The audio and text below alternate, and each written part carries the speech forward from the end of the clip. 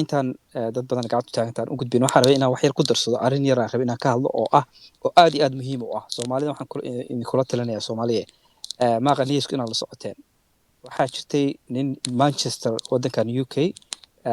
oo crypto haystay Bitcoin oo la afduubay ayaa jiray intii lagu maqlay inuu crypto haysto booliska ayaa soo qabtay investigation tii lagu sameeyay ninkii intii la qaaday oo la jir dilay oo meel lagu xirtay ayaa lacagtiisii 100,000 lacag ka badan laga dhacay waxa kaloo jirtay ledger nin company ledger oo soo saara walletka nin ka shaqeyn jiray saas kale asagana la afduubay oo boolisku guuleystay mar dambe soo macnaha dadka ka soo badbaadiyo hadda Spain oo kaleeto saas oo kaleeto waxa dhacday in crypto nin haysta la soo attack gareeyay marka waxaan idinku sheegayaa arrintan waxa weeye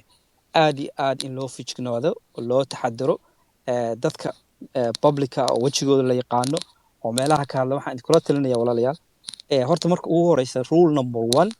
Bitcoin baa haysanaa intaanu lacag haysanaa intaanu coin baa haysanaa yaa la dhihin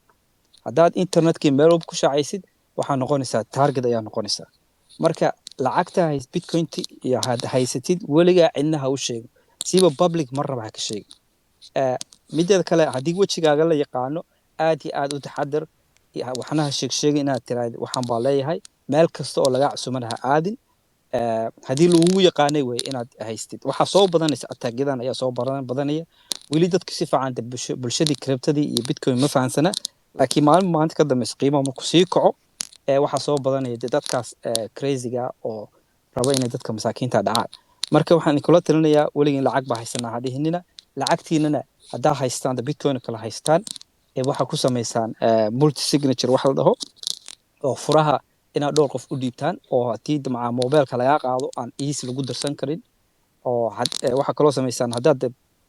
Bitcoin badan haysataan oo 10 xabo iyo 100 xabo kale example hal wallet ha ku deysan dhowr wallet kala qaybi mobilkaagana ha ku deysanin haduu xataa qof ku soo attack gareeyo waxa dhigi kartaa